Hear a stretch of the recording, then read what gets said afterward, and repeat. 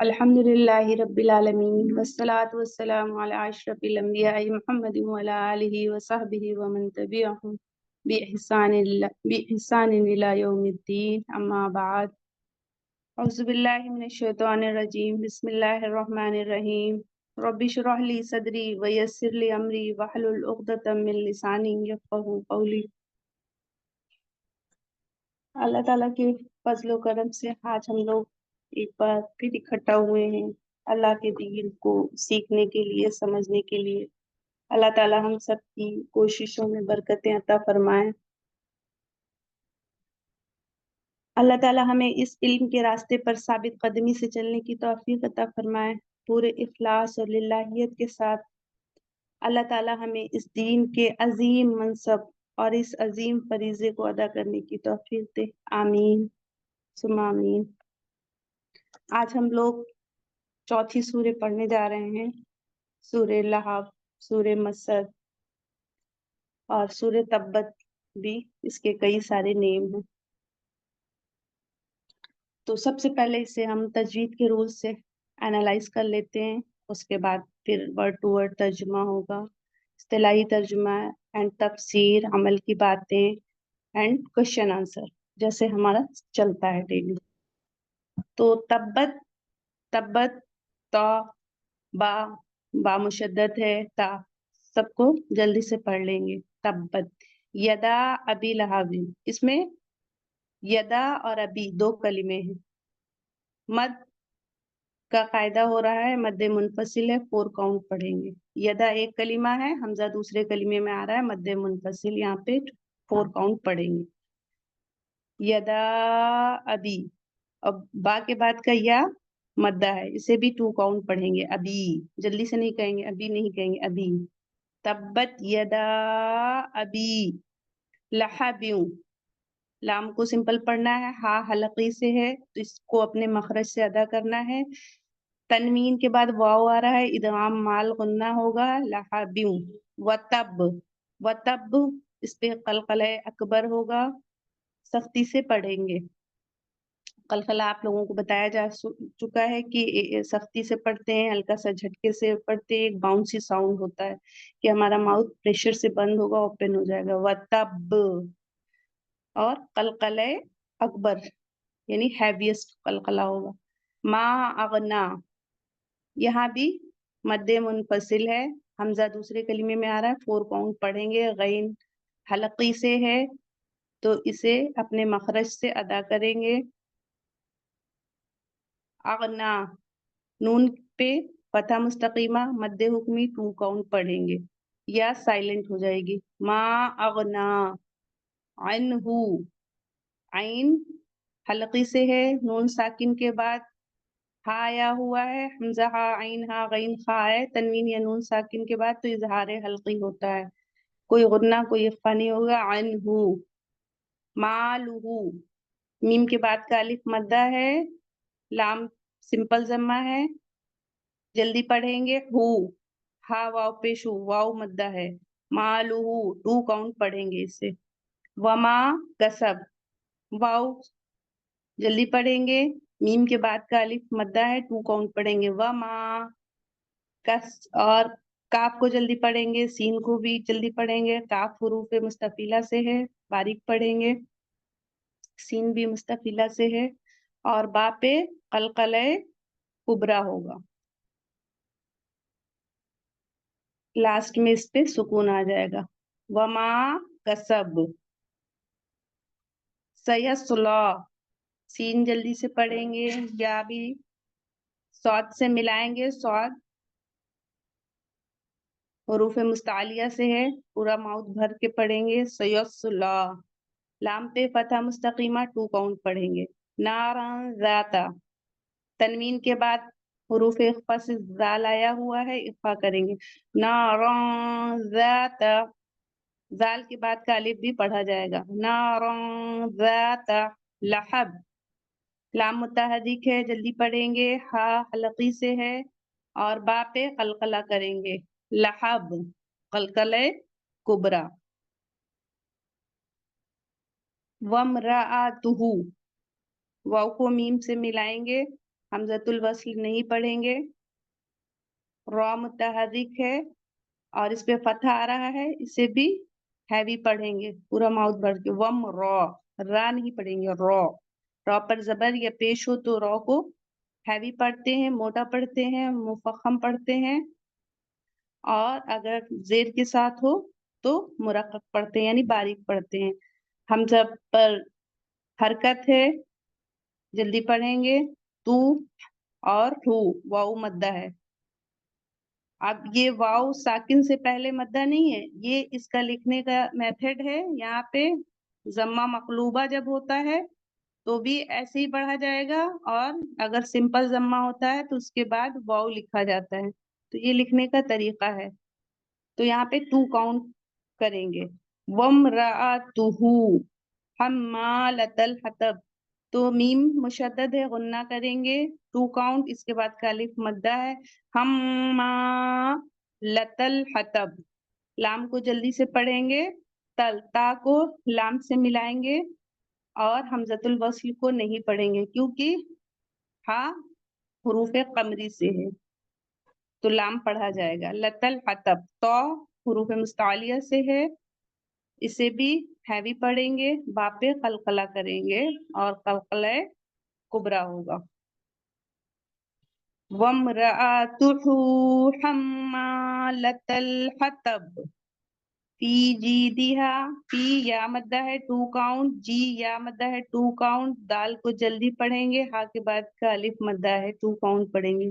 फी जीदिहा हब्लुम, बा पे कलकला करेंगे और लाइट कलकला होगा यहाँ पे। कलकला सुगरा, तनवीन के बाद मीम आ रहा है, इदगाम माल गुन्ना होगा। हब्लुम मिम मसद, नून साकिन के बाद मीम आ रहा है, यहाँ पे भी इदगाम माल गुन्ना होगा। फर्स्ट वाले में तनवीन के बाद मीम आया हुआ है, सेकंड में नून साकिन के बाद मीम आया हुआ है। हब्लुम मिम मसद, तो ये आपकी तजवीद के रूल से हो गई है। उसके बाद फिर अब हम वर्ड टू वर्ड एनालाइज करेंगे। तब्बत, तब्बत का माना होता है टूट गए। यदा मीन्स दो हाथ, तब्बत टूट गए, यदा मीन्स दो हाथ। अभी मीन्स अभी। लहब, अभी अबू को, जस अबू यहाँ पे अभी है। लहब, लहब के। वतब, वाव माने होता है और, तब मतलब हलाक हुआ, वतब, और वो हलाक हुआ। माँ मीन्स नहीं, ना के लिए आता है माँ। अगना, अगना युगनी मीन्स होता है काम आना, ना काम आया। अ- अनहु, उसको, अनहु उसको। मालुहु, उसका माल। वाव और माँ जो, कसबा उसने कमाया, उसने कमाया। सयसला अनकरीब वो दाखिल होगा। नारन किसे कहते हैं? आग को कहते हैं, आग में। जाता वाली, जू जा, जो आप लोगों ने पढ़ रखा है। लहाबिन, शोले वाली, लहब कहते हैं शोले को। वम रातुहु, और उसकी बीवी। इमरातुन मतलब होता है औरत, तो और उसकी औरत या और उसकी बीवी। हम्मालता, उठाने वाली। अल हतब, लकड़ी को कहते हैं। हतबुन खशबुन आप लोगों ने पढ़ रखा है। फी मतलब में, जी दिहा उसकी गर्दन में। हबलुन कहते हैं रस्सी को, तो उसके गर्दन में रस्सी। तो अब इसका तर्जुमा देखते हैं, इस्तिलाही तर्जुमा। तब्बत यदा अबी लहबिन व तब, हाथ अबू लहब के बर्बाद हो और वो खुद भी बर्बाद हो। टूटने का मतलब क्या है? बर्बादी। تو ہاتھ ابو لہب کے برباد ہوں اور وہ خود برباد ہو چکا ہے. یہاں پہ اس کی بربادی کی پیشین گوئی کی گئی ہے. ما اغنى عنہ مالہ وما کسب، اس کی دولت اور اس نے جو کمائی کی تھی وہ اس کے کچھ کام نہ آئی، جو بھی اس نے کمایا تھا. سیصلی نارا ذات لہب، سیصلہ ان قریب وہ بھڑکتے شعلے والی آگ میں داخل ہوگا. ان قریب وہ بھڑکتے شعلے والی آگ میں داخل ہوگا. وامرأتہ حمالۃ الحطب، اور اس کی بیوی بھی لکڑیاں ڈھوتی ہوئی، یعنی وہ جو کام یہاں کرتی تھی وہی لکڑیاں اٹھائے ہوئے ڈھوتی ہوئی. فی جیدہا حبل من مسد، اپنی گردن میں مونج یا کھجور کی رسی لیے ہوئے. تو یہ اس کا اصطلاحی ترجمہ تھا. اب اس کا شان نزول دیکھتے ہیں تھوڑا سا. دیکھیے اس سورے کے، آپ کو میں نے سٹارٹنگ میں ہی بتایا، اس کا نام سورہ لہب بھی ہے، سورہ مسد بھی ہے، سورہ تبت بھی ہے.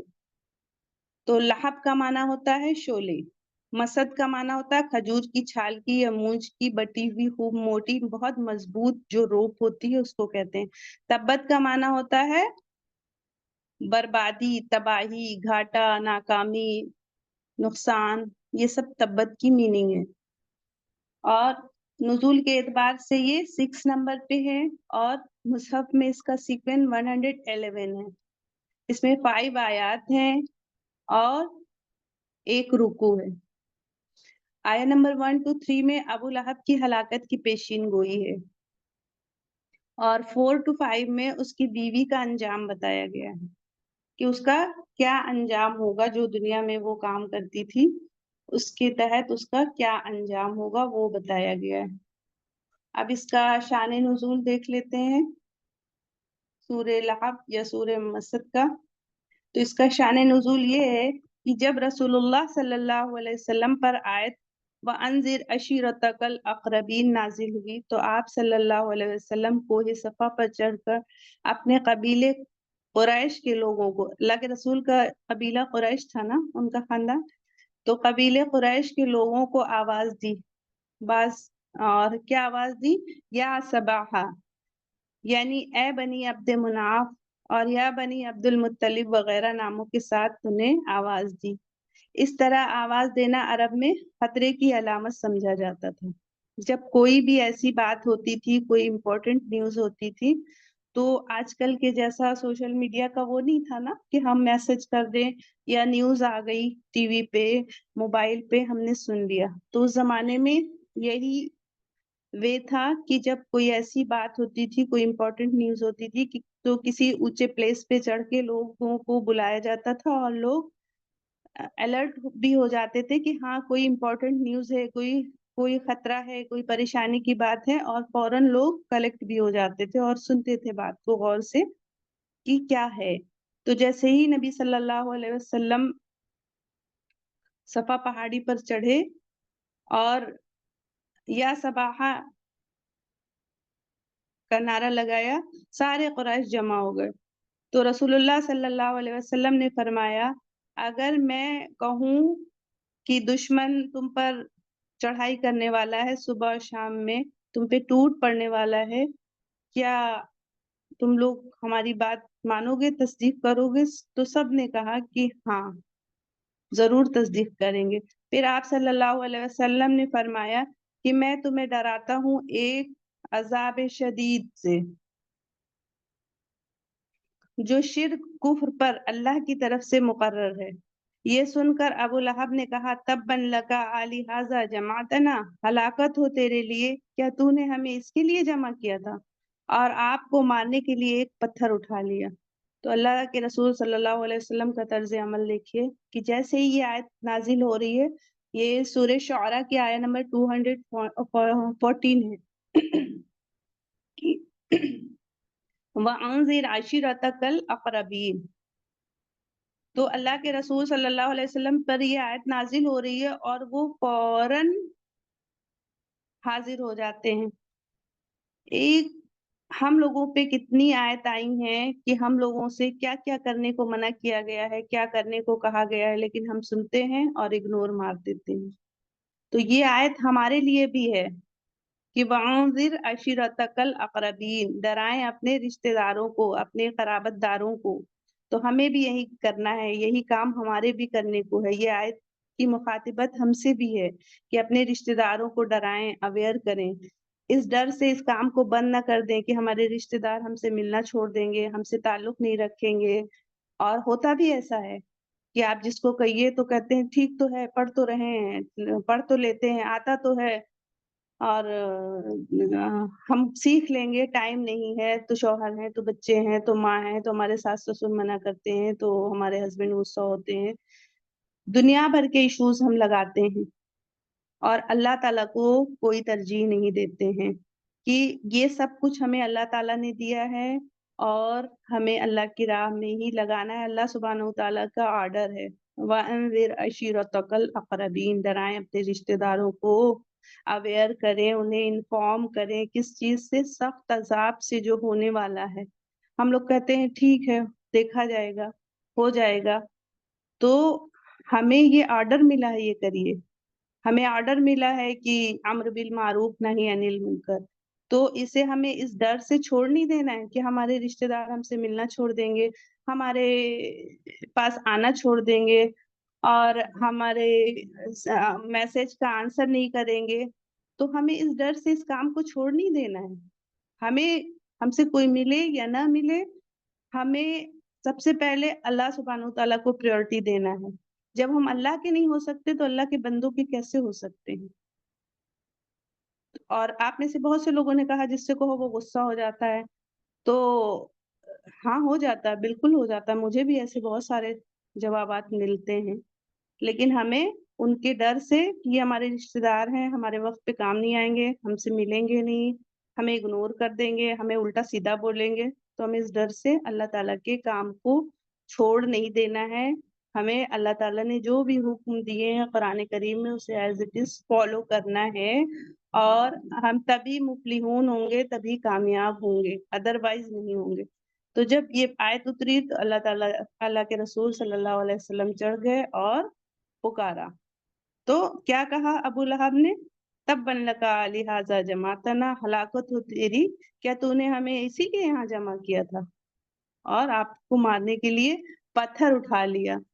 تو پھر اللہ کے رسول صلی اللہ علیہ وسلم تو خاموش رہے، لیکن اللہ تعالیٰ خاموش نہیں رہے، اللہ تعالیٰ نے اس کے جواب میں یہ سورہ نازل کر دی پوری۔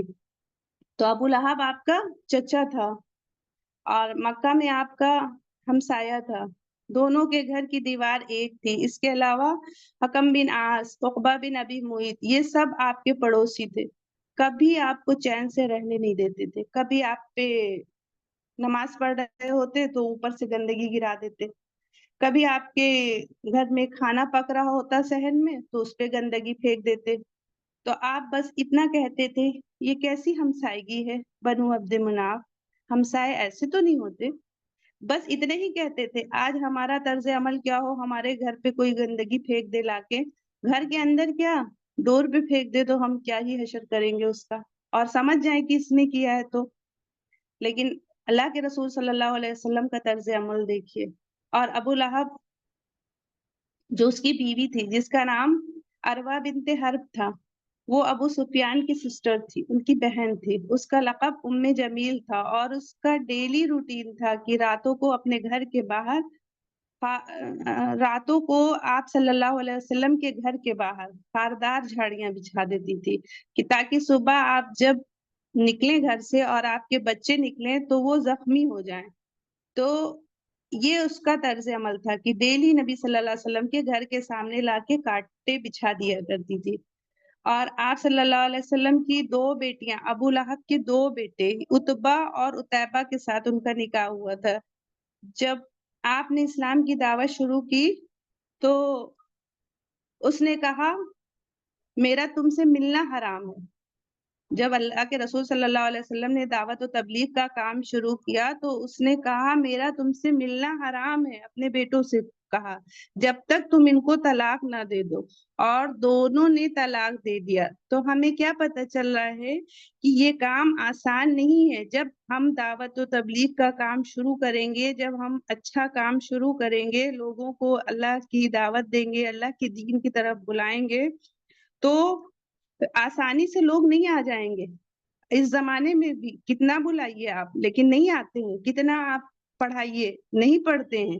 آج ہم بیمار ہیں تو کل ہمارے بچے بیمار ہیں، تو آج یہاں جانا تو کل وہاں جانا، تو آج یہ ہے تو کل وہ ہے۔ جبکہ موبائل ہے، ایئر فون ہے، ہم سفر میں ہوں، حجر میں ہوں، کہیں بھی سن سکتے ہیں، لیکن ہم اللہ سبحانہ و تعالیٰ کی کسی بات کو امپورٹنس نہیں دیتے ہیں، صرف اور صرف ہم اپنے نفس، اپنی عیش پرستی میں لگے ہوئے ہیں۔ تو یہ اس زمانے میں بھی ہے، اس زمانے میں بھی ہے کہ دعوت دینے کا کیا انجام ہوا۔ 2 بیٹیوں کا طلاق ہو جا رہا ہے، لوگ اذیت دے رہے ہیں، کوڑے پھینک رہے ہیں، ستا رہے ہیں ان کو۔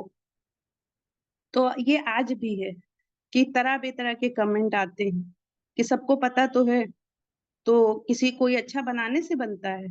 ہم بنا نہیں رہے ہیں، ہم اپنی ڈیوٹی جو اللہ تعالیٰ نے ہماری ڈیوٹی بتائی ہے وہ ہم کر رہے ہیں کہ اچھائی کا حکم دو، برائی سے روک دو، ڈراؤ انہیں آگ کے عذاب سے، کہ کل کو وہ یہ نہ کہیں کہ انہوں نے مجھے بتایا نہیں تھا۔ کیونکہ انسان، ہم لوگوں کا وہ بڑا منافقانہ ہوتا ہے، سب کچھ جانتے ہوئے ارے ہمیں تو پتہ ہی نہیں تھا، ارے ہم تو جانتے ہی نہیں تھے۔ تو یہ حجت وہاں نہ رہے کہ جب وہ انسان کہے گا ہمیں پتہ نہیں، تو اگر ہم سے یہ ہوگا، ہمارے رشتہ دار ہم سے سوال ہوگا کہ آپ نے کیوں نہیں بتایا، تو وہاں پھر ان کا وہ نہیں ہوگا کہ ہاں ہمیں پتہ نہیں تھا۔ تو ایک ایک کو ہمیں بتا دینا ہے۔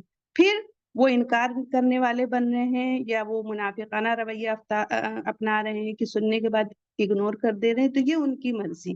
پھر اللہ تعالیٰ نے ایک آیت وہ بھی نازل کی ہے کہ مطلب آپ اتنا غمگین نہ ہو جائیے، سورہ کہف میں آیا ہے نا شاید، کہ آپ اپنے آپ کو ہلاک کر لیجئے۔ تو ہلاک بھی نہیں کرنا ہے ہمیں۔ ہمارے رشتہ دار نہیں قرآن سیکھ رہے ہیں، غلط پڑھ رہے ہیں، نماز نہیں پڑھ رہے ہیں، زکوٰۃ نہیں دے رہے ہیں، حج نہیں کر رہے ہیں، اور بے پردہ گھوم رہے ہیں، تو ہمیں ان کے غم میں اپنے آپ کو ہلاک بھی نہیں کرنا ہے۔ ہمیں صرف اور صرف بتاتے رہنا ہے، اور نہ ہی ان سے رشتہ توڑ لینا ہے کہ یہ مطلب فحشائی پھیلا رہی ہیں، بے حیائی کر رہی ہیں تو ہم ان سے نہیں ملیں گے، یہ نماز نہیں پڑھ رہی ہیں تو ہم ان سے نہیں ملیں گے۔ ہمیں ملنا ہے، اور اس لیے ملنا ہے کہ اچھی باتیں بتاتے رہنا ہے، ان سے کنارہ کشی نہیں کر لینا ہے۔ تو یہ جو ہمیں بتائے گئے ہیں احکام، انہیں ہمیں فالو کرنا ہے۔ تو اللہ کے رسول صلی اللہ علیہ وسلم کی 2 بیٹیوں کا طلاق ہو جاتا ہے، اور عتیبہ کی جہالت کے یہ عالم تھا کہ آپ صلی اللہ علیہ وسلم کے سامنے آ کر کھڑا ہو گیا اور مذاق اڑاتا تھا، اور تھوکا بھی، جو آپ صلی اللہ علیہ وسلم پہ نہیں پڑا۔ اور جب اللہ کے رسول صلی اللہ علیہ وسلم تبلیغ کرتے تو اس کا کیا رول ہوتا تھا؟ پیچھے پیچھے جا کر آپ کو جھٹلایا کرتا تھا۔ عربوں کے بازار میں میلے لگتے تھے، تو کہیں بھی کوئی ایسا ایونٹ ہوتا تھا تو اللہ کے رسول صلی اللہ علیہ وسلم جا کے اپنی بات بتاتے تھے۔ ہم لوگوں کا کیا طرز عمل ہوتا ہے، کوئی ایونٹ، کوئی پارٹی، کوئی فنکشن ہوتا ہے تو صرف کہیں ہم جا کے اللہ تعالیٰ کی باتیں نہیں کرنے لگ جاتے، صرف اور صرف ہم دنیاوی بات کرتے ہیں۔ تو ہم جب بھی کہیں جائیں تو ہمیں تھوڑی دیر کچھ ایسی باتیں بھی کرنی چاہیے، لیکن ہاں پراپر ٹائم پہ، کہ ہم بیٹھے ہیں 10 منٹ، جب ہمارے ساتھ کوئی بیٹھے تبھی ہم وہ بات کریں۔ یہ نہیں کہ لوگ اپنی باتوں میں لگے ہوئے ہیں، ہم جا کے وہاں یہ بات اپنی کرنے لگ جائیں، تو ہماری بات پھر کوئی نہیں سنے گا نا۔ جب کوئی مجھ سے بات کر رہا ہے، ہم نے 5 منٹ دنیاوی بات کی، تو 5 منٹ پھر ہم کچھ اللہ تعالیٰ کے جو باتیں ہیں، نبی پاک صلی اللہ علیہ وسلم کی زندگی کے بارے میں، تو کچھ باتیں ہم ضرور کریں، لیکن جب وہ ٹاپک ہو تب۔ پھر اس کے بعد میں کیا ہوا؟ جب میلے میں اللہ کے رسول صلی اللہ علیہ وسلم تبلیغ کر رہے تھے، تو کہا لوگوں سے، یا ایھا الناس قولوا لا الہ الا اللہ تفلحوا، کہ اے لوگوں کہو لا الہ الا اللہ، تم فلاح پا جاؤ گے۔ تو پیچھے پیچھے کہہ رہا تھا کہ اس کی بات مت ماننا، یہ شخص جھوٹا ہے، اس نے اپنے آباء و اجداد کے دین کو چھوڑ دیا، اس کی بات نہ کرو۔ تو لوگوں نے پوچھا کہ یہ کون ہے جو تکذیب کر رہا ہے؟ تو بتایا گیا کہ آپ کا چچا ہے۔ تو عربوں میں، قبائلی معاشرے میں، ہر سورے میں ایک دوسرے کا، کوئی بھی صورت ہو، کوئی بھی کتنی بھی दुश्मनी हो, लेकिन एक कबीला दूसरे कबीले का साथ देता था, और जो खूनी रिश्ते होते थे उनको भी लोग निभाते थे। तो इसने ना खून के रिश्तों का कोई लिहाज रखा, उनको भी पामाल किया, और जो कबायली निजाम था उसको भी तोड़ा। आउट ऑफ द वे जाकर इसने आप सल्लल्लाहु अलैहि वसल्लम की मुखालिफत की। अब जिंदगी में कोई मौका ऐसा नहीं था जहां इसने मुखालिफत ना की हो। मक्का में जब तक अबू लहब जिंदा था, हर मौके पर अजियत पहुंचाता था। और इसकी बीवी, जिसके गले में एक कीमती हार था, वो उसको पकड़ कर लात और उज्जा की कस्में खा खा कर कहती थी कि मैं नबी सल्लल्लाहु अलैहि वसल्लम की अदावत में इसे खर्च कर दूंगी। चुगलखोरी करती थी, लोगों से जा जा के घरों में उनकी बुराई करती थी। आज हम में से भी ये चीजें देखने को मिलती है कि हम जहाँ बैठते हैं तो एक दूसरे की बुराइयां करते हैं। तो इसका अंजाम क्या हुआ इस सूरे में, उसका और उसकी बीवी का, उससे हमें इबरत लेना चाहिए। और अबू लहब और उसके बच्चे सब के सब अदावत में लगे हुए थे। जब कोई शख्स हद से आगे बढ़ जाता है तो उसका अंजाम क्या होता है, वही जो अबू लहब और उसकी बीवी का हुआ। तो हमें दुनिया में आकर अपने मकसद को भूल नहीं जाना चाहिए कि हम किस लिए आए हैं। हमें अल्ताफ हुसैन हाली की एक नज्म है, मेरी जिंदगी का मकसद तेरे दीन की सरफराजी, मैं इसीलिए मुसलमान, मैं इसीलिए नमाजी। मेरी दुनिया में आने का मकसद क्या है, अल्लाह के दीन की सरबुलंदी, अल्लाह के दीन की सरफराजी, अल्लाह के दीन को नाफिज करना।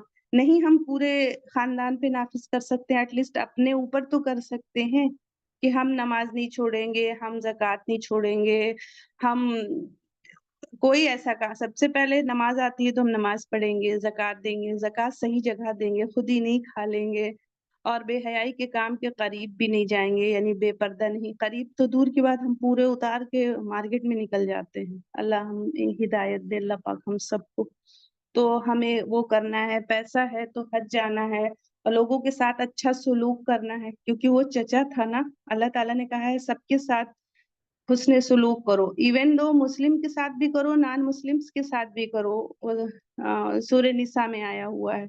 और वस्वाहिबी बिलजम, अपने साथ वाले के साथ, वो साथ वाला चाहे मेरे सफर में मेरा साथी हो, चाहे हॉस्पिटल में हम बैठे हैं, कहीं भी किसी भी क्यू में लगे हुए हैं, कहीं भी कोई मेरा साथी है, उसके साथ भी अच्छा सलूक करो। लेकिन अच्छे सलूक का ये मतलब नहीं है कि आप मेरे साथ अच्छा सलूक करिए तभी मैं। अब हम लोग कहते हैं अरे ठीक है, नमाज कुरान तो बात की बात है, अपने शौहर को खुश रखो, अपने घर वालों को खुश रखो, और ये भी एक इबादत है। तो हाँ, एक इबादत ये भी है, लेकिन ये थोड़ी है कि शौहर को खुश रखो, जब शौहर हमें खुश रखे तब हम शौहर को खुश रखें। जैसे ही शौहर ने दो बात सुनाई, वैसे ही हम आफत मचाना शुरू कर दे घर में। जैसे ही हमारी सास दो बात सुनाई तो हम आफत मचाना शुरू कर दे घर में। ऐसी बात नहीं है। खुश रखने का मतलब ये है कि सिला रहमी करो, जब कोई हमें काटे तो हम उससे रिश्ता जोड़े। और ये बहाने ना ढूंढे कि हमारी सास कहती हैं कि नमाज कुरान मत करो और लोगों को खुश रखो। तो ये थोड़ी है कि हम कह दे हमारी सास ने मना किया है, हम उसको जहन्नमी बना दे कि वो बेचारी हो सकता है ना जानती हो इतना दीन ना। तो हम तो आज सोशल मीडिया से जुड़े हैं, हर वक्त सब कुछ समझ रहे हैं, सब कुछ जान रहे हैं। तो उम्मे जमील का क्या हाल हुआ, बुराई में साथ देती थी ना। तो हमें अपनी सास ससुर को भी समझाना है, अपने पेरेंट्स को भी समझाना है, अपने भाई बहनों को भी समझाना है कि हमारी जिंदगी का क्या मकसद है। अल्लाह ताला ने कहा इन्ना खलक़तुल जिन्ना वल इंसा इल्ला लियअबुदून, हमने तुम्हें इबादत के लिए पैदा किया है, तो हम इबादत के लिए आए हैं, तो हम इबादत करें, ना कि हम दुनिया के काम में लग जाएं। तो हमें ऐसा नहीं करना है। हम जिस मकसद के लिए आए हैं उस मकसद को हमें फॉलो करना है। जब हमसे कोई ना मिले तो उससे मिलना है। ये है, ये थोड़ी कि आपने मेरी दावत की और मैंने आपकी कर दी। हंसी मजाक मिलना जुलना, इसको हम कहते हैं कि मतलब अच्छा इखलाक। तो अच्छा इखलाक ये थोड़ी है कि आप हमसे अच्छे से मिलिए, हम आपसे अच्छे से मिलिए। आप आप मुझसे अच्छे से ना मिलिए, फिर मैं मिलूं तो मेरा अखलाक अच्छा है। ये सिला रहमी है। और ये तो बदला हो गया, आप मुझसे अच्छी तो मैं आपसे अच्छी। जैसे ही मेरी कोई बात बुरी लगी, हमसे बातचीत बंद हो गई, हमसे कता ताल्लुक हो गया। तो सिला रहमी ये नहीं है, और कता ताल्लुक करने वाले का अंजाम बहुत बुरा है। हमें किसी से 3 दिन से ज्यादा बुक्स दिल में रखना ही नहीं चाहिए, पता नहीं कब मौत आ जाए। तो ये सारी चीजें हमें इसी से मिल जाती हैं कि हमें क्या करना है क्या नहीं करना है। ये सूरह हमें बहुत अच्छा दर्श देती है कि बुराई फैलाने वाला या बुराई में साथ देने वाले का अंजाम क्या होगा। तो इसमें हमें सब कुछ मिल जाता है कि क्या है। अब इसकी तफसीर देख लेते हैं। तब्बत यदा अबी लहब व तब, अबू लहब के दोनों हाथ टूट गए और वो हलाक हो गया। तो यहाँ पे बताया गया है जो अबू लहब का रियल नेम है, तो इसका रियल नेम क्या था? अब्दुल उज्जा था।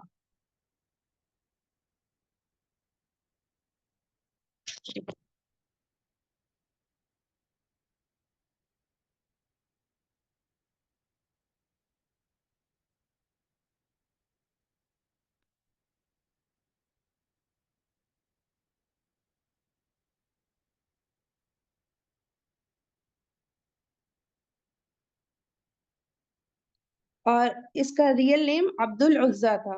और इसे अबू लहब इसलिए कहा जाता था कि इसका रंग बहुत चमकता दमकता सुर्ख और सफेद था।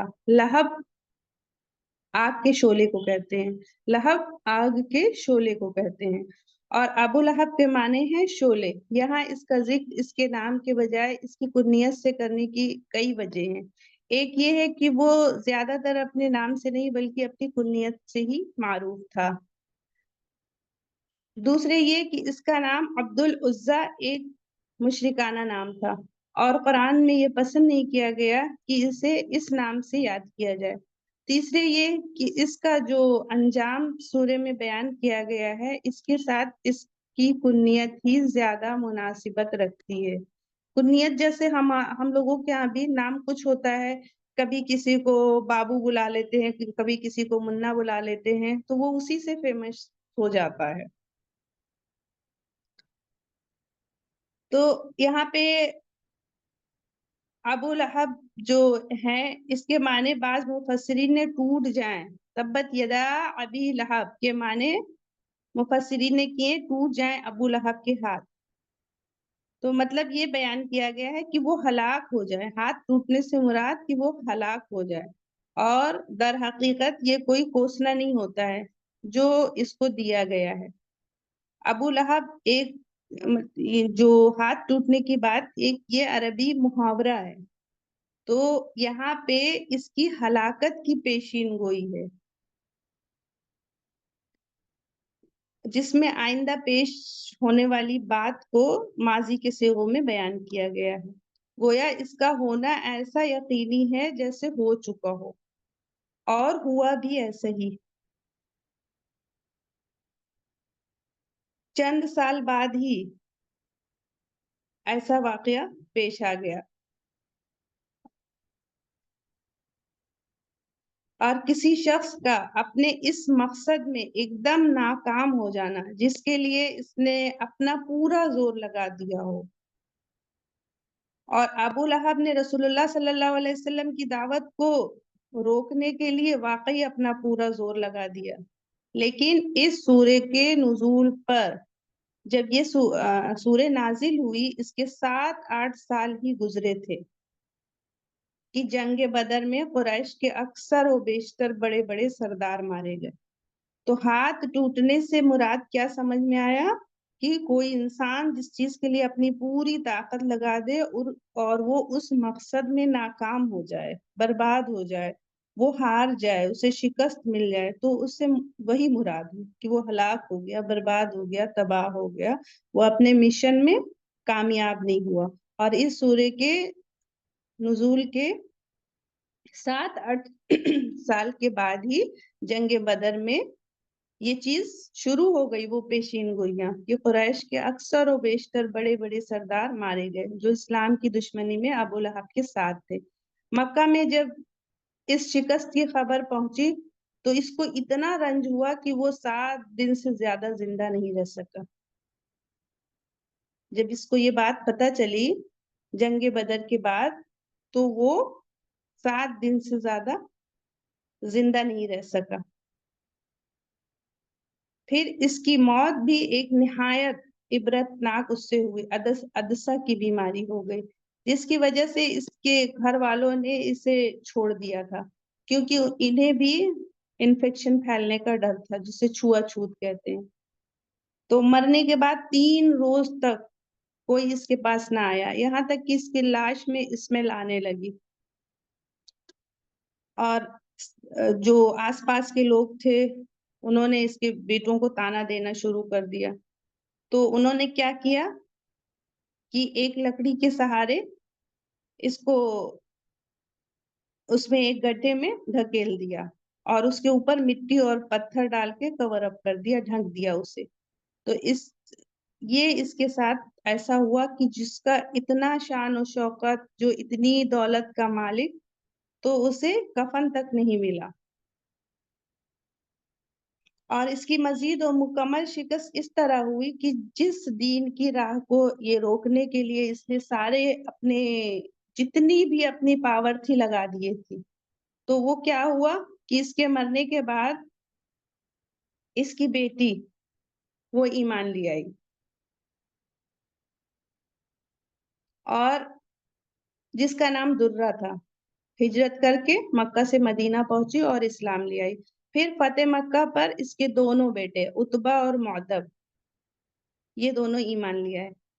تو اللہ تعالیٰ کا کرشمہ دیکھیے کہ کیسی اس کی بربادی ہوئی، جس دین کو روکنے کے لیے یہ اتنی کوششیں کر رہا تھا، تو اس کی بیٹی درہ بھی لے آئی ایمان، اور عتبہ اور معتب بھی ایمان۔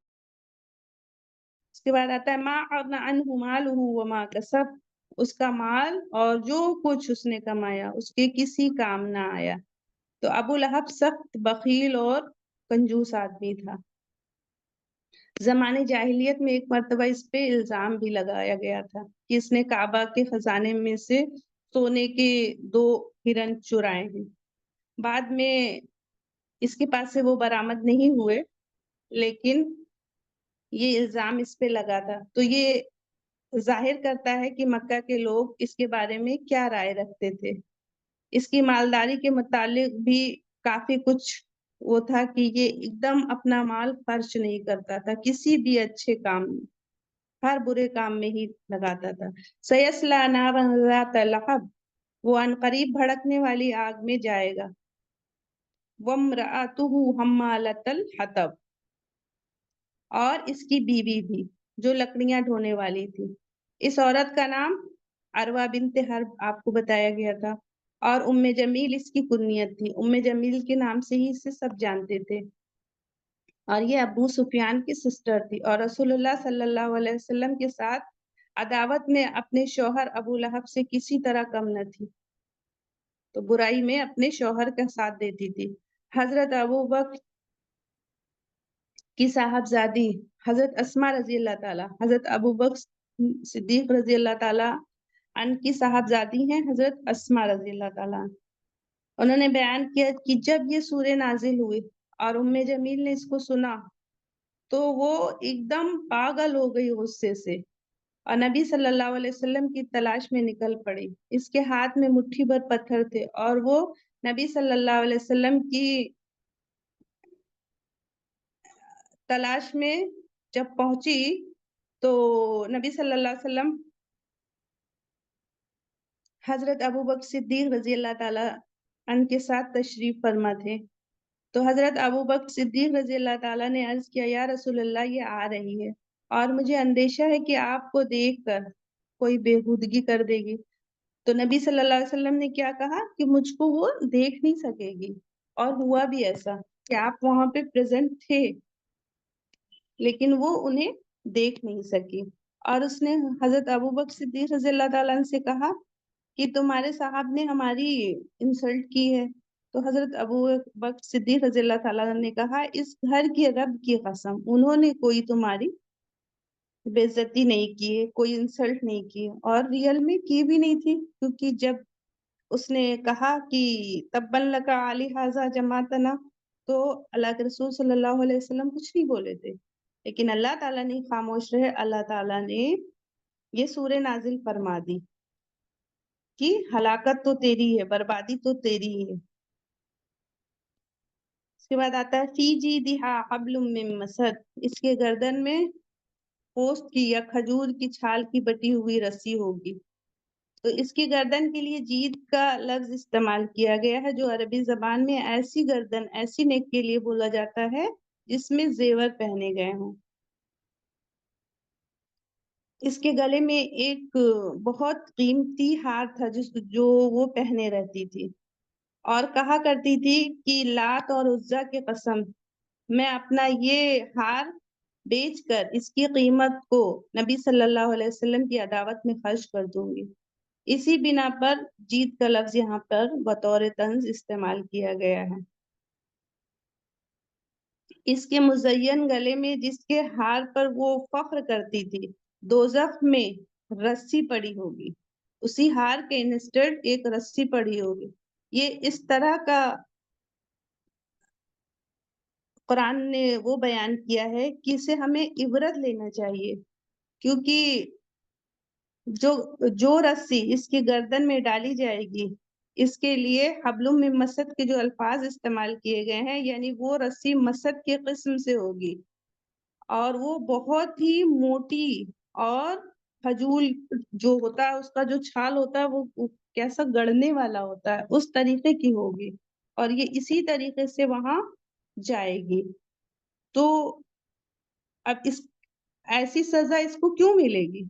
کیونکہ وہ برائی میں اپنے شوہر کا ساتھ دیتی تھی. تو ہمیں بھی کسی کی برائی میں کسی کا ساتھ نہیں دینا چاہیے، چاہے وہ میرا شوہر ہی کیوں نہ ہو. وہ نماز نہیں پڑھ رہا ہے تو کیا ہمیں اس کا ساتھ ہمیں بھی نماز چھوڑ دینی چاہیے؟ نہیں. وہ روزہ نہیں رکھ رہا ہے تو کیا ہمیں بھی چھوڑ دینا چاہیے؟ نہیں. وہ کہہ رہا ہے ہم سے قرآن نماز نہ کرو تو ہمیں چھوڑ دینا چاہیے؟ نہیں. ہمیں اسے بھی سمجھانا چاہیے کہ کہیں وہ جہنم کا ایندھن نہ بن جائے، اور اگر ہم اس کی برائی میں اس کا ساتھ دیں گے تو ہمارا انجام بھی یہی ہوگا جو ابو لہب اور اس کی بیوی کا ہوا. اب اس کے عمل کی باتیں جان لیتے ہیں ہم. حق کا انکار جو کرے گا اس کا انجام بربادی ہی ہوگا. ابو لہب نے حق یعنی دعوت اسلام کا انکار کیا، جس کی وجہ سے اس کا انجام کیا ہوا کہ دنیا میں ہی اللہ تعالیٰ نے، اب یہ ایسی سورہ ہے، پہلی سورہ ہے مجھے تو لگ رہا ہے جو میں نے پڑھا کہ نام لے کے اللہ تعالیٰ نے ایڈریس کیا اور دنیا میں ہی بتا دیا کہ وہ اس کے ساتھ پیشین گوئی کر دی کہ وہ جہنمی ہے. تو یہ بہت بڑی عبرت کی بات ہے ہمارے لیے بھی کہ کہیں ہمارے اندر بھی تو وہ کوالٹیز نہیں ہے کہ کسی بہن نے بہت فیشن کر لیا، ان کو دیکھ کے ہم بھی کرنے لگ گئے. اللہ تعالیٰ کی حدوں کو ہم پار کر گئے. ہمارے گھر والے کوئی بھی برا کام کرتے ہیں، ہمارے پیرنٹس ہیں، ہماری بہنیں ہیں، ہمارے جو بھی لوگ ہیں، ساس سسر ہیں یا ہماری نند ہے، کوئی بھی غلط کام کر رہی، نماز نہیں پڑھ رہی، قرآن نہیں سیکھ رہی، سب سے پہلا اسٹیپ ہے تو قرآن سیکھنا. بلا رہے ہیں نہیں آ رہی ہیں تو کیا کرنا ہے؟ ہمیں بھی ان کے جیسے نہیں بننا جانا ہے کہ نہیں ٹھیک ہے، نہیں سیکھ رہی ہیں تو ٹھیک ہے ہم بھی کیا کرتے ہیں، یا کہہ رہی ہیں کیا کرنے کو، کیا مطلب ہمیں آتا تو ہے. ہمیں ایسا نہیں کرنا ہے کہ ان کی برائی میں، ہمیں ان سے بار بار کہتے رہنا ہے، اور ملنا بھی ہے تو اس لیے کہ ہم انہیں دعوت ضرور دیں گے اور انہیں سمجھائیں گے ضرور. ٹھیک ہے، شاید وہ کبھی سدھر جائیں، کبھی مان جائیں. تو سب سے پہلا اسٹیپ ہے قرآن کو سیکھنا، حق کا انکار نہیں کرنا ہے. اس سے دور کہ کوئی بھی اچھا کام کہا جائے ہمیں کہ آپ اس کو لرن کریے، سنائیے، تو اس سے ہمیں انکار نہیں کرنا ہے. آپ ایگزام دیجئے، آپ پڑھیے، تو ہمیں پھر انکار نہیں کرنا ہے، نہ ہی ہمیں اگنور کرنا ہے. منافقانہ انداز بھی نہیں کرنا ہے کہ ہمارے پاس ہم نے سنا اور ہم نے اگنور مار دیا، اور ہم بیمار ہیں تو یہ ہیں تو وہ ہیں. تو اگر اللہ جانتا ہے نا ہم کتنے بیمار ہیں، اٹھنے لائق ہیں کہ نہیں ہیں، ہمارے اندر سینس باقی ہے کہ نہیں، تو حق کا ہمیں انکار نہیں کرنا ہے. سیکنڈ پوائنٹ آتا ہے حسب و نسب نجات کا ذریعہ نہیں بن سکتا. تو ابو لہب نبی کریم صلی اللہ علیہ وسلم کا چچا تھا، لیکن ایمان نہیں لایا، اچھے کام نہیں کیا، تو اس کا ٹھکانہ جہنم، اور دنیا میں ہی بتا دیا گیا. اب یہ نہیں ہے کہ وہ نبی صلی اللہ علیہ وسلم کا چچا تھا تو وہ جنت چلا جائے گا. تو حسب و نسب کچھ کام نہیں آنے والا ہے. ہمارا صرف اور صرف نیک عمل کام آئے گا. سب سے پہلے ایمان ہونا چاہیے، اور ایمان کے ساتھ جب نیک عمل ہوں گے تبھی. تھرڈ پوائنٹ ہے زبان اور ہاتھ سے دوسروں کو تکلیف نہ دینا. نہ ہی ہمیں زبان سے کسی کو تکلیف پہنچانا ہے، نہ ہی ہمیں ہاتھ سے، نہ ہی عمل سے ہمیں کہ ہم ایسا کوئی کام کریں، اور نہ ہی ہمیں زبان سے، قول اور فعل دونوں سے ہمیں ایسا کام نہیں کرنا ہے۔ اب وہ ایک الگ بات ہے کہ آپ کسی کو دین کی دعوت دے رہے ہیں، وہ اس کو برا لگ رہا ہے، وہ آپ کو اگنور کر رہا ہے، تو یہ اس کا عمل ہے۔ پھر وہ جمیل والی حرکتیں کر رہا ہے کہ اسے اچھا کام کرنا ہی نہیں، صرف اور صرف برا کام ہی کرنا ہے۔ ہمیں یہ سمجھ کے کام کرنا ہے کہ ہمیں اپنے ذات سے کسی کو تکلیف نہیں دینا، نہ ہی اپنی زبان سے۔ اور اب کسی کو یہی بات بری لگ رہی ہے کہ بار بار کیوں قرآن پڑھنے کو کہتی ہیں، بار بار کیوں نماز کا بولتی ہیں، بار بار کیوں پردے کے لیے بولتی ہیں، تو یہ بات ایسی نہیں ہے کہ ہم زبان سے کسی کو ایذا دے رہے ہیں، یہ اللہ تعالیٰ نے کہا ہے کرو، تو یہ ہمیں کرتے رہنا ہے۔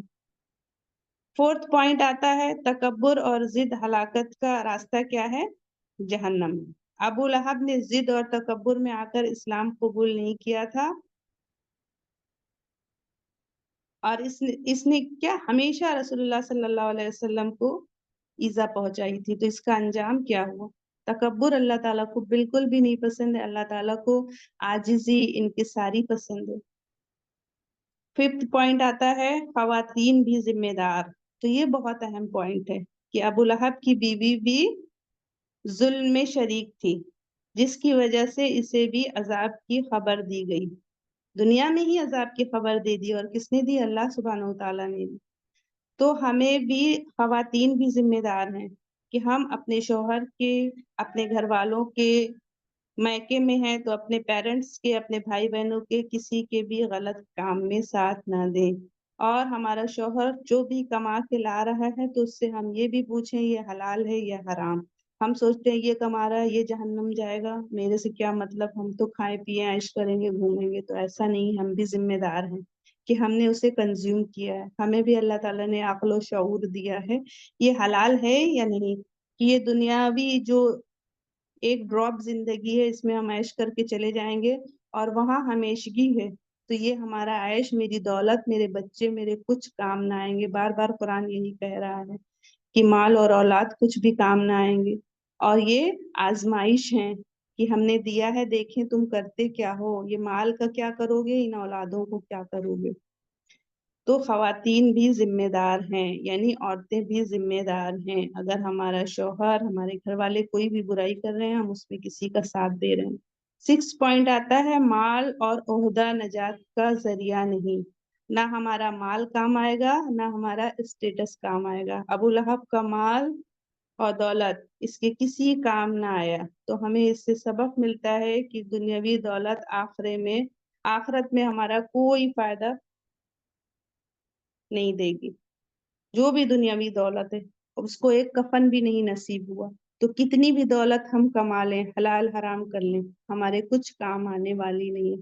7 پوائنٹ آتا ہے اللہ کا انصاف مکمل اور اٹل ہے، تو اللہ تعالیٰ نے ابو لہب کے انجام کی خبر دنیا میں ہی دے دی، اور وہ ویسا ہی انجام ہوا کہ 7-8 سال کے بعد ہی جنگ بدر ہوئی اور سب مارے گئے، اس کے 7 دن کے بعد ہی وہ کیسی بری بیماری سے مر گیا، اس کی لاش بھی سڑ گئی۔ تو اللہ تعالیٰ جو کہہ دیتا ہے وہ ہو جاتا ہے، تو اللہ نہ کرے کہ ہم سب ایسی کسی بھی کیٹیگری میں فال کریں کہ وہ سگا چچا تھا اور کیسی اذیت پہنچاتا تھا، تو ہمارے بھی عزیز دار رشتے دار ہیں، ہمیں ایسی اذیتیں نہیں پہنچانا چاہیے کہ جس سے وہ پریشان ہو جائیں۔ تو یہ سورہ ہمیں بہت بڑا درس دیتی ہے۔ اب اس کے کوشچن آنسر سمجھ لیتے ہیں۔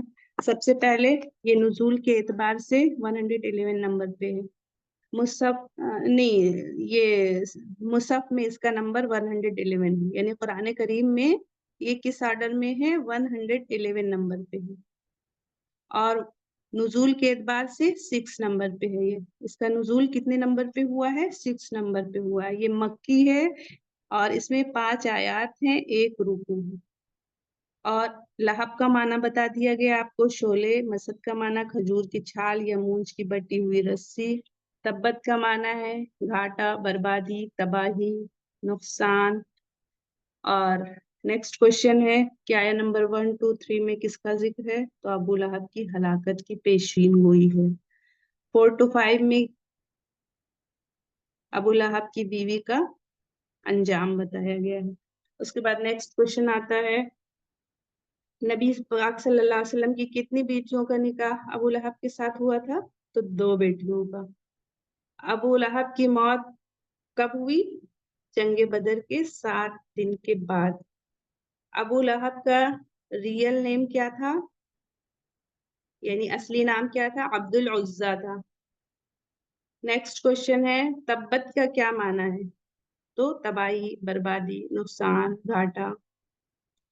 नेक्स्ट क्वेश्चन, नबी सल्लल्लाहु अलैहि वसल्लम कौन सी पहाड़ी पर चढ़े थे और सबको बुलाया था? सफा पहाड़ी पर चढ़कर या सबाहा नारा दिया था। नेक्स्ट क्वेश्चन है, अबू लहब और नबी सल्लल्लाहु अलैहि वसल्लम का क्या रिश्ता था, क्या रिलेशन था? तो वो उनके चचा थे, चचा भतीजे का। अबू लहब की मौत किस डिजीज में हुई, किस बीमारी में हुई? अदसा की बीमारी, तो छुआछूत की बीमारी थी, यानी इन्फेक्शन इससे फैल जाता था। नेक्स्ट क्वेश्चन है, इसकी बीवी का रियल नेम क्या था? तो अरवा बिनते हर्ब था। और उसके बाद नेक्स्ट क्वेश्चन है, सूर्य मसद में किस शख्स का किरदार है? तो अबू लहब का किरदार है। अबू लहब की बीवी का जिक्र कैसे आया है? हम्मालतल हतब, लकड़ियां ढोने वाली। और नेक्स्ट क्वेश्चन है, सूर्य मसद का मरकजी मौजू क्या है? तो नबी सल्लल्लाहु अलैहि वसल्लम के दुश्मनों का अंजाम और दीन इस्लाम के मुखालिफिन की हलाकत। उसके बाद नेक्स्ट क्वेश्चन है, अबू लहब को किस चीज ने हलाक किया? कुफ्र और तकब्बुर ने। नेक्स्ट क्वेश्चन है, इसे अबू लहब क्यों कहा जाता है? इसके चेहरे की सुर्खी, हुस्न और जमाल और शोले की वजह से इसे अबू लहब कहा जाता है। क्यों कहा जाता था? क्योंकि ये बहुत खूबसूरत था। शोले जैसे आग के शोले होते हैं ना, रेडिश येलोइश। इस सूरे में किसकी हलाकत की खबर है? तो इस सूरे में अबू लहब और उसकी बीवी की हलाकत की खबर है। तो ये सारे आपके क्वेश्चन और आंसर थे, और इन क्वेश्चन और आंसर को नोट कर लीजिएगा ताकि आपको क्विज करने में आसानी हो, क्योंकि आप में से बहुत से लोग क्विज अटेंड नहीं कर रहे हैं, और क्विज अटेंड करने से आपको जो भी पढ़ाया गया है वो चीजें रिवाइज हो जाती हैं, और जब रिवाइज हो जाती हैं तो हमारे जहन में वो हमेशा के लिए बैठ जाती हैं, और उससे जब हम कुरान करीम को पढ़ेंगे, क्योंकि ये सूरे बार बार हम नमाजों में पढ़ते हैं, और नमाज में खुशू और खुजू आएगा, और अगर हम क्विज नहीं अटेंड करेंगे तो फिर हमें समझ ही में नहीं आएगा कि हम जो नमाज में पढ़ रहे हैं, क्या पढ़ रहे हैं, कैसे पढ़ रहे हैं, किस तरीके से आया हुआ है, तो हमें समझने में भी प्रॉब्लम होगी। तो आप सबसे मेरी हम्बल रिक्वेस्ट है कि आप लोग क्विज भी अटेंड करिए। क्विज अटेंड करने से आपको बहुत समझ में आएगा, और जब आप अटेंड करेंगी तो आपको समझ में आएगा कि ये कितना अच्छा हमारे लिए है। तो अल्लाह ताला हम सबको सही समझ और अक्ल दे, हम सब अल्लाह का दीन सीखने वाले और सिखाने वाले बन जाएं, और वक्त रहते अल्लाह ताला हम सबको हिदायत अता करे ताकि हम सब अल्लाह का दीन सीखें और सिखाएं। और इसमें हफीज जालंधरी की एक बहुत अच्छी नज्म है, तब्बत यदा वो जल गया अबू लहब शरीर, दुश्मने हक अदवे दीन गुस्ताखे बशीर, चमकता था कुरैश में शान व शौकत से भरा, मगर बातिल के साथ था गुरूर में अंधा, जब आया हक का पैगाम नबी की सदा, वो कहने लगा हलाकत हो कैसी ये निदा, फिर रब ने कहा कलम ने फैसला सुनाया, फिर रब ने कहा कलम ने फैसला सुनाया, हाथ टूटे तेरे ए शरीर तुझ पर कहर आया, न माल बचा न कमाई ने काम किया, जहन्नम की आग में अंजाम हुआ इसका। बहुत अच्छी नज़्में हफीज जालंधरी की। अल्लाह ताला ہم سب کو کہنے سننے سے زیادہ عمل کی توفیق عطا فرمائے. سبحان اللہ و بحمدہ سبحانک اللہم و بحمدک نشہد ان لا الہ الا انت نستغفرک و نتوب الیک. سبحان ربک رب العزة عما یصفون وسلام علی المرسلین والحمد للہ رب العالمین. السلام علیکم ورحمۃ اللہ وبرکاتہ.